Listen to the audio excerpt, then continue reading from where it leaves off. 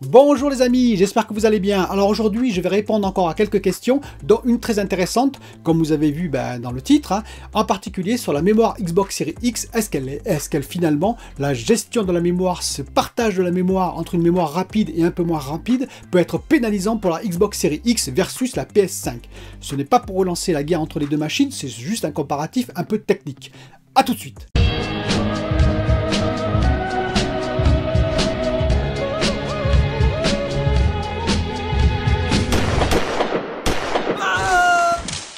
Alors dans cette vidéo, je répondrai encore à d'autres questions, rassurez-vous, des questions qu'on m'a posées, que m'ont posé mes abonnés, mais je vais répondre d'abord à cette question-là d'Antil Dimitri, qui a dit, ben voilà, il y a un article très intéressant de Prendergast James, vous voyez, c'est un article assez vieux en fait, qui date je crois de mars ou avril 2020, qui parlait de la comparaison PS5 versus Xbox Series X dans son ensemble, donc je vais revenir dessus rapidement, sans relancer, je vous répète, la guerre sur les deux consoles, Je crois que j'ai déjà souvent donné mon opinion là-dessus pour dire que les deux consoles sont très bonnes.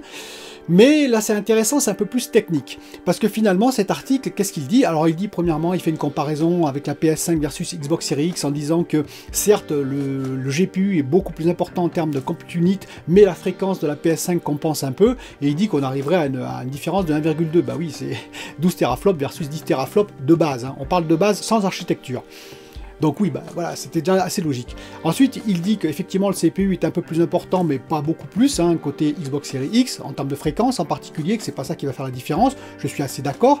Et par contre, il dit, bah oui, mais la mémoire, par contre, ça va poser problème sur la Xbox Series X, c'est dans son article, Et donc cette mémoire qui est séparée en deux va poser problème. Mais avant de poursuivre dans l'analyse qu'a fait James, on va regarder plus en détail déjà la mémoire Xbox Series X et la mémoire PS5. Vous allez voir, c'est assez intéressant. On va commencer par la taille des bus. Vous savez que sur la Xbox Series X, on a un bus de 320 bits et un bus de 192 bits. Donc 10 Go à 320 bits, 6 Go à 192 bits de bus. Côté PS5, on a un bus plus classique de 256 bits sur l'ensemble, sur les 16 Go de la PS5. Alors comment sont calculées ces tailles de bus? Eh bien si vous regardez le motherboard, l'image qui est derrière de la Xbox Series X, vous voyez l'APU au centre et autour vous voyez les 10 blocs mémoire. 10 blocs mémoire de 1 Go. Chaque bloc mémoire, je vous rappelle, c'est un bus de 32 bits. Quand vous avez un bloc mémoire de GDDR6, il y a 32 bits en sortie, en entrée-sortie.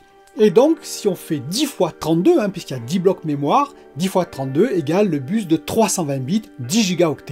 Mais vous allez me dire, ah oui, mais où sont les 6 Go, le bus de 192 bits, les 6 Go?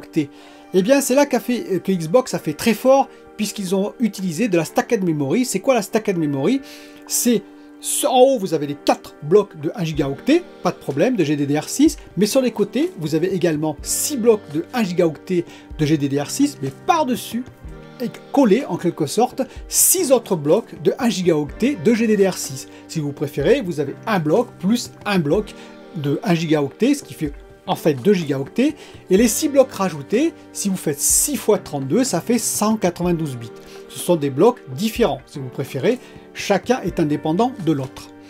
Donc on a bien un bus de 320 bits, les 10 mémoires autour, plus les 6 mémoires qui sont posées par-dessus, qui font 192 bits. C'est le second bus, 6 Go, 192 bits. Côté PS5, c'est beaucoup plus facile. Il y a 8 mémoires en cercle autour de l'APU, les 8 mémoires en cercle de 2 Go chacune. Donc ça fait 8 fois 32 bits, chaque mémoire 32 bits, toujours pareil. Et bien ça fait un bus de 256 bits. Mais comment diable on va arriver au taux de transfert? Vous savez, par exemple, les 560 Go secondes pour les 10 Go les plus rapides de la Xbox Series X. Eh bien, c'est très simple. C'est là qu'on va découvrir d'ailleurs que la GDDR6 de la PS5, c'est exactement la même que la GDDR6 de la Xbox Series X. Eh oui! En fait, il faut parler de taux de transfert pour les mémoires. Il faut savoir que la GDDR6, on peut monter jusqu'à 16 gigabits seconde. C'est quoi 16 gigabits seconde?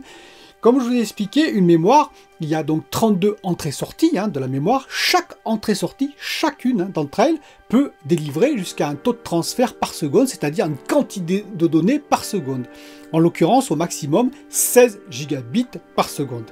Pour nous faciliter la vie, on va ramener ça en octets, parce que je vous rappelle que le taux de transfert final qu'on nous a donné, c'est 560 gigaoctets par seconde, par exemple pour la Xbox Series X. Alors c'est quoi un octet? C'est simplement 8 bits, c'est-à-dire vous allez diviser ce résultat par 8.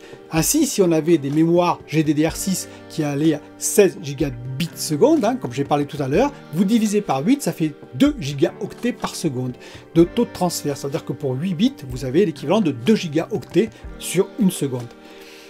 Et bien là, en faisant le calcul, c'est tout simple, vous arrivez à 1,75 gigaoctets de transfert par seconde. Et oui, 1,75. Alors vous allez me dire, comment je vais trouver ça? C'est très simple. Vous avez un bus de 320 bits, vous multipliez par exemple le bus de 320 bits par 1,75 gigaoctets par seconde, et vous obtenez quoi? Comme par hasard, vous obtenez 560 gigaoctets par seconde pour la mémoire la plus rapide de la Xbox Series X. Et pour les autres mémoires, vous allez me dire, eh bien c'est bien simple, la 6 gigaoctets, vous savez, la mémoire la plus lente de la Xbox Series X, les 192 bits de bus, vous multipliez par 1,75 gigaoctets de transfert, toujours le même calcul, et vous obtenez 336 gigaoctets secondes de taux de transfert.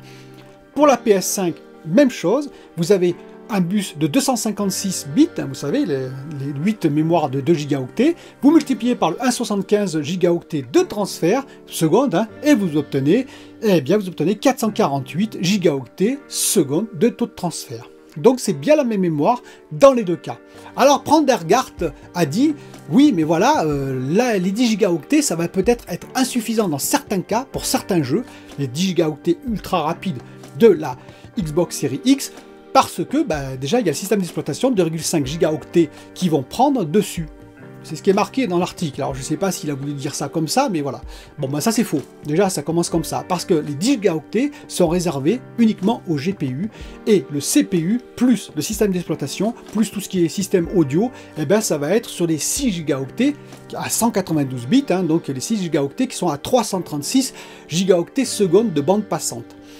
En effet, le CPU va demander peut-être un peu moins de ressources, même si dans Cyberpunk on a vu que ça en demandait, mais la Xbox Series X, entre guillemets, dans Cyberpunk, s'en est très bien sorti, va demander un peu moins de ressources que le GPU lui-même, et donc les 10 gigaoctets vont être alloués au GPU. Ça, c'est important de le souligner. Il n'y aura pas moins pour le GPU parce qu'on va mettre un petit peu de ressources, d'autres ressources dessus. Non, les 10 gigaoctets sont réservés au GPU. Et les 6 gigaoctets vont être réservés au CPU, au système d'exploitation, bien entendu, au son, etc., etc. Deuxièmement, pour la PS5, il y aura à peu près 2,5 gigaoctets aussi de système d'exploitation, peut-être un peu moins, peut-être un peu plus. Il y aura le Tempest, le son Tempest aussi qui va prendre de la ressource, la puce Tempest. Il y aura peut-être aussi le Kraken. Alors le Kraken, c'est des coprocesseurs, donc il y aura des mémoires cache à l'intérieur, mais est-ce qu'ils ne vont pas utiliser également la mémoire, la GDDR6 pour également faire de la compression-décompression? Tout ça fait qu'effectivement, il peut y avoir 10, 11 ou 12 gigaoctets maximum réservés pour, on va dire, tout ce qui est GPU, mais il n'y aura pas les 16 gigaoctets. Il y aura toujours, bien entendu, dans les 16 gigaoctets, le système d'exploitation, le CPU aussi, le système son, etc. Ce qui fait qu'on sera à peu près dans les mêmes eaux. Et troisième point, le plus important pour moi, à ne pas négliger, c'est que les RTX 3080, qui tournent en 4K, je rappelle, qui tournent quand même très bien, n'ont que 10 gigaoctets de GDDR6X. Voilà, elles n'ont que 10 gigaoctets, et elles tournent. Alors certes, il y a certains spécialistes qui disent « Ah oui, mais ça risque d'être limite », ce qui est vrai que par rapport au RX 6800, en l'occurrence, à la concurrente XT, il y a bien moins de mémoire. Mais ceci dit, c'est quand même apparemment pour l'instant, en tout cas, elles n'ont pas été prises à défaut de ce côté-là. Ça viendra peut-être dans le futur avec des textures peut-être beaucoup plus complexes, mais pour le moment, une RTX 3080 10 gigaoctets tourne très bien. Et entre guillemets, c'est quand même plus puissant qu'une Xbox Series X ou qu'une PS5. Donc 10 gigaoctets pour la partie, on va dire, GPU, ça paraît quand même assez suffisant pour le moment. Pour finir avec cette partie-là, je dirais que Microsoft a mis tout un panel dans les DirectX 12, tout un panel d'outils, donc il y a le Velocity, entre guillemets, architecture, qui permet de la compression-décompression, également, vous savez, le système Kraken d'un côté, mais il y a le système Velocity architecture de l'autre côté aussi Xbox, ils ont leur propre système de compression. Il y a également le Direct Storage API, qui entre guillemets est inclus aussi dans les cartes AMD, RX 6800, en tout cas c'est dans le pack Direct 12. Il y a également un système qui est actuellement peu utilisé, mais qui le sera sans doute dans le futur, qui est dans le pack de développement pour les Xbox Series X et S, qui est les compressions de textures BC Pack. Donc c'est une compression de textures particulière qui permet de vraiment de compresser les textures en fonction si vous en avez besoin ou pas, en fonction de la scène, en l'occurrence en dynamique. Donc ça va venir aussi. Bref, il y a tout un système pour optimiser la mémoire aussi et pour optimiser ce qu'on va mettre en mémoire. Donc moi personnellement, non, je ne crois pas que ce soit un problème. Ça ne veut pas dire, attention, ça ne veut pas dire que la gestion n'est pas un peu plus délicate effectivement que sur la PS5 où le développeur n'a pas à s'occuper de savoir finalement où ça va aller en mémoire puisque la mémoire est commune et uniforme. Effectivement là, il faut vraiment faire une gestion précise. Mais c'est dans le pack de développement. Pour moi, Microsoft, ils ont fait les choses comme il faut. Je n'ai pas le pack de développement, je ne peux pas le dire sur la Xbox, mais pour moi, effectivement, les 10 gigaoctets GPU sont alloués, donc ça va directement dans ces 10 gigaoctets là, et tout ce qui est CPU, son, etc., ça va aller sur l'autre partie un peu plus lente, je peux vous expliquer, le bus de 192 bits. Dites-moi vous en commentaire ce que vous en pensez, mais pour moi, si c'est inclus comme je le pense dans le pack de développement que propose Xbox, il n'y a pas de raison que ce soit beaucoup plus compliqué que sur la PS5 ou que sur une RTX 3080 ou un autre système, un autre GPU en l'occurrence. Et maintenant, je vais répondre à quelques questions donc, des abonnés. Je vais commencer par celle de Martial qui me demande si FIFA 21 et Dirt 5 vont arriver bientôt sur le Game Pass, sachant qu'il y a Dirt 4 et bien entendu FIFA 20. Bon ben j'en sais rien honnêtement, voilà c'est ma réponse, mais ça me paraît logique que oui. Voilà, donc ça arrivera, oui effectivement, on ne sait pas quand, ça c'est notre question, mais c'est un accord avec EA pour le EA Play, donc ça arrivera forcément à un moment donné ou à un autre, c'est tout ce que je peux répondre. Et ça me permet de rebondir tout de suite sur une autre question de DFRSX, qui dit grosso modo, je résume sa question, qu'est-ce que tu penses du Game Pass dans 5 ans? Est-ce que ça va pas devenir finalement le fast-food du jeu? Est-ce que la qualité va pas baisser, etc. etc. Ben, moi je crois au contraire qu'elle va monter. Ça dépend franchement du nombre d'abonnés, mais si le nombre d'abonnés continue à augmenter, donc Microsoft engrange de plus en plus d'argent avec son Game Pass, oui, ça continuera à augmenter la qualité. On le sait, Bethesda va arriver, les jeux Bethesda vont arriver, les jeux ZeniMax, les jeux bien entendu ID Software, plein de jeux de nouveaux studios, tous les nouveaux studios qui sont en train de faire des jeux, donc il y a 23 studios quand même, donc il y a des AAA qui vont arriver. On sait que par exemple Flight Simulator pour Xbox va arriver aussi. Donc vous voyez, je pense que les jeux vont vraiment, les gros jeux vont arriver. C'est tout l'intérêt d'ailleurs de Phil Spencer avec son Xbox et son Game Pass de le faire de façon à augmenter la hype sur ce Game Pass pour qu'il y ait plus d'abonnés, et plus il y a d'abonnés, plus les jeux seront de qualité parce qu'il y aura plus d'argent. C'est un cercle vertueux. Alors effectivement, il ne faut pas que le nombre d'abonnés diminue parce que là ça deviendrait un cercle vicieux, mais pour l'instant je pense que c'est plutôt un cercle vertueux. Humungus, maître des steppes, qui me demande si je compte un jour faire des parties, enfin des vidéos sur des parties de jeux de rôle, mais hors jeux vidéo, c'est-à-dire des jeux de rôle sur table. Oui, pourquoi pas, pourquoi pas parler finalement de ce que je fais avec mon équipe, là, ensemble, entre amis, comme je vous ai expliqué, en termes de jeux de rôle, on en a fait beaucoup de différents, pourquoi pas parler, un peu balayer ce que j'ai fait, ce que j'ai pensé des différents jeux de rôle, c'est possible que ça vienne effectivement dans une future vidéo. Jordi Casapalma qui me dit, est-ce que tu proposeras un jour des tests faits maison? Oui, là ça demande du matos, c'est ça le problème, c'est que ça demande du matos, ça demande un peu d'argent, etc. Donc de l'investissement, donc oui ça viendra, mais avec le temps. Je veux dire, moi la chaîne Gaming, elle a démarré, voilà, un an, même moins d'un an même, puisqu'on peut dire c'est mars-avril, donc actuellement ça fait 9 à 10 mois. Bon, ça viendra avec le temps. Il y a beaucoup de chaînes comme ça, des petites chaînes qui commencent à monter, mais on n'a pas le matos nécessaire pour pouvoir faire de la Digital Foundry, par exemple, des tests vraiment exhaustifs et vraiment précis. Mais oui, ça viendra, le jour où je pourrai le faire, j'essaierai de le faire. Ta lunatique, alors je sais pas si je prononce bien, qui m'a demandé est-ce que parmi les jeux rétro que tu as fait, lequel tu aimerais refaire aujourd'hui finalement, lequel t'a un plus marqué? Alors il y en a plein qui m'ont marqué, plein. Par contre, refaire, par exemple, Gods des Bitmap Brothers m'a beaucoup marqué, mais je le referai pas aujourd'hui, parce que voilà.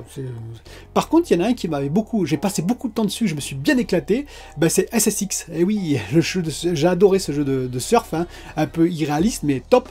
J'ai adoré, j'ai joué, j'ai passé des heures et des heures. Et effectivement, c'est un jeu, je l'ai vu d'ailleurs, entre guillemets, sur le Game Pass, et oui, il y est. Et finalement, oui, pourquoi pas le refaire, ça serait assez marrant. J'ai passé de bons moments dessus, donc voilà, c'est un des jeux, par exemple, que j'aimerais bien refaire. C'est pas le plus grand jeu de l'époque, mais en tout cas en termes de replay, en termes pour le refaire aujourd'hui, en termes de rétro, ce serait pas mal. Alexis qui me demande à quand le prochain live. Ben écoutez, je vais voir, parce qu'il faut vraiment un peu de préparation, je dirais, et en ce moment, je manque un peu de temps, mais j'avais dit que j'en ferai dans l'année, c'est promis. On va voir quand, hein, mais j'essaierai de caler ça quand je peux, donc je vais pas donner de date, je vais pas prendre de risques, mais c'est toujours dans le pipe, comme on dit, c'est toujours dans l'idée, et ça viendra, vous inquiétez pas. Je vais arrêter là les questions pour ne pas faire la vidéo trop longue. Ne vous inquiétez pas, les autres questions, j'y répondrai bien entendu. Hein. Et je vous dis à bientôt pour une autre vidéo.